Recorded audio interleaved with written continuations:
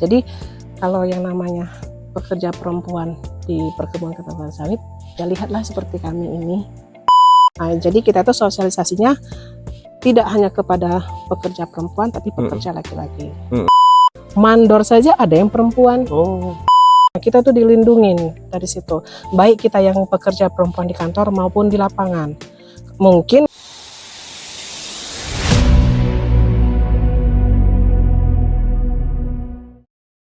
teman-teman petani sawit maupun pelaku sawit di mana saja berada. Tadi saya sudah ngobrol dengan 3 pekerja perempuan di Blok I8 Upgrading 3 Kebun Tandun ini.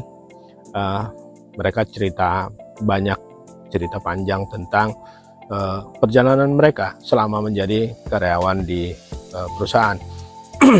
Ternyata di Kebun Tandun, bisa jadi di semua area kebun regional 3 sudah ada aturan main tentang bagaimana memperlakukan para pekerja perempuan di perkebunan kelapa sawit.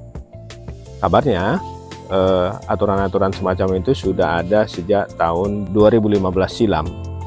Nah, saya mau ngobrol nih dengan ketua gendernya. Ikuti saya.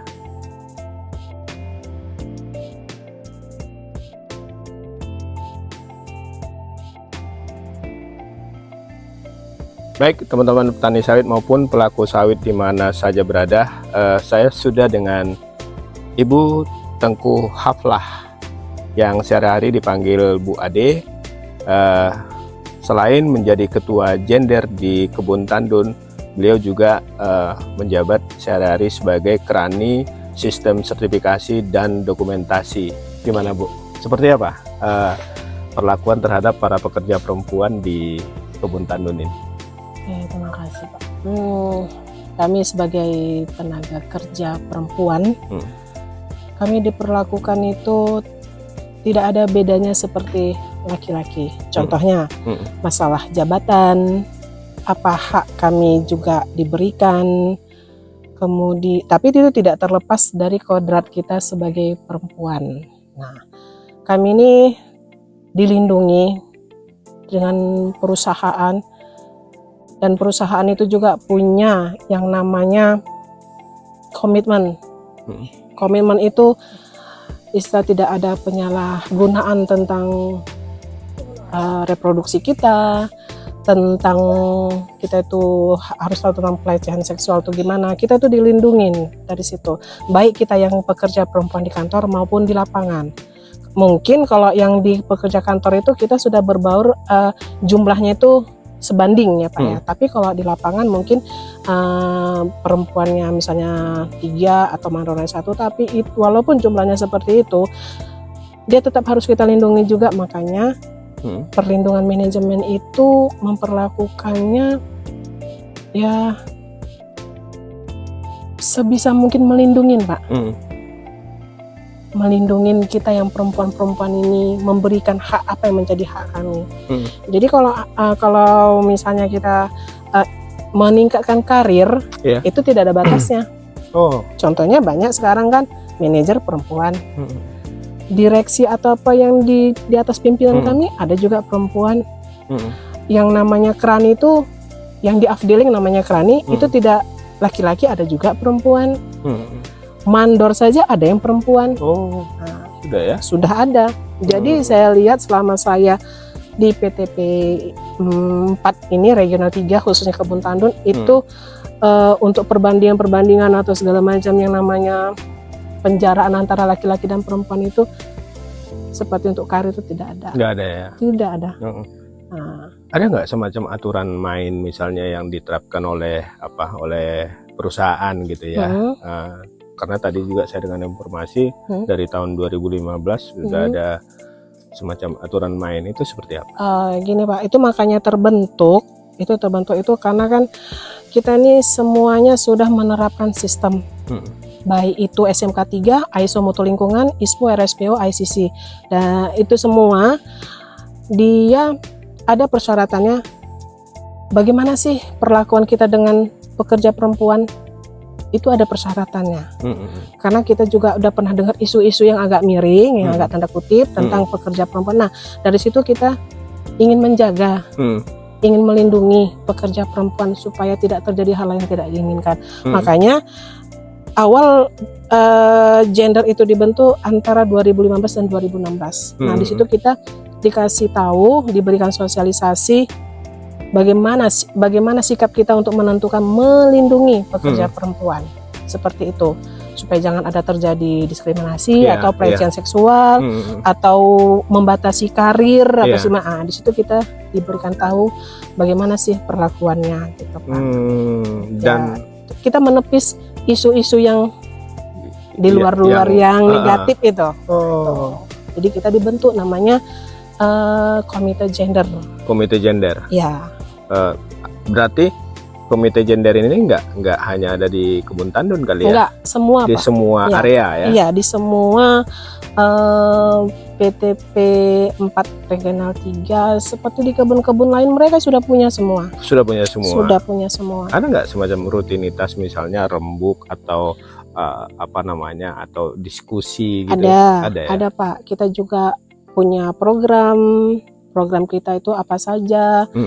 Karena kita sosialisasi itu bukan hanya kita patokan kepada perempuan saja, kepada si laki-laki juga. Karena kan kalau namanya pelecehan seksual tidak hanya berlaku dengan perempuan, laki-laki juga bisa kan kan. Nah, jadi kita itu sosialisasinya tidak hanya kepada pekerja perempuan tapi pekerja laki-laki. Dan gitu kita tuh bukan hanya di situ aja, kita tuh berperan dan bekerjasama kepada ibu-ibu, misalnya tentang sampah. Yang organik dan organik, gimana menjaga lingkungan. Oh, disampaikan juga. Iya, kita harus tuh aja, kan kita tidak fokus ke situ saja. Kita harus bisa menyebarluaskan ya pengetahuan kita gitu kan Pak. Nah, udah gitu kita juga bekerja sama dengan Pos UKK. Kenapa kita bekerja sama dengan Pos UKK? Salah satunya kan kalau di Pos UKK itu melihat UKK itu apa? Pos UKK itu seperti kayak ini Pak, kesehatan ibu-ibu hamil, anak-anak yang memang mendapatkan haknya. Nah, itu kita juga bekerja sama dengan mereka. Jadi bukan hanya di situ aja kita punya program, kita juga program menjaga lingkungan sama tentang kesejahteraan ya istri-istri karyawan dan anak-anaknya. Kalau dibuat perbandingan, ada berapa persen nih karyawan perempuan khusus di Kebun Tandun ini? Di Kebun Tandun karena saya lihat makin lama mungkin karena makin berkurang karena umur sudah memasuki masa MBT atau pensiun. Ya, saya kira ada lah 50% gitu lah Pak. Masih ada? Masih ada sih 50% ke bawah lah Pak. Masih ada? Masih ada memang. Sebelumnya malah lebih banyak ya? Ya? Sebelumnya lebih banyak malah? Sebelumnya lebih banyak.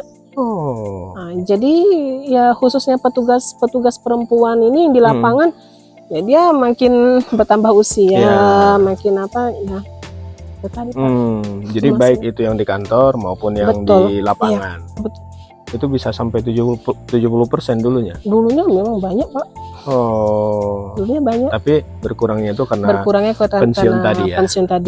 Pensiun resmi gitu. Mekanisasi berpengaruh juga untuk artinya proses rekrutmen itu ada? Proses rekrutmen yang saya tahu dalam tahun ini saya lihat ada sih yang wanita. Kemarin juga saya dengar informasi ada juga wanita, tapi itu bagian Pak Asum yang tahu apanya. Jadi kalau seperti itu kan otomatis ini ada untuk menambah regenerasi mereka yang pensiun gitu. Jadi khususnya di lapangan. Iya, di lapangan.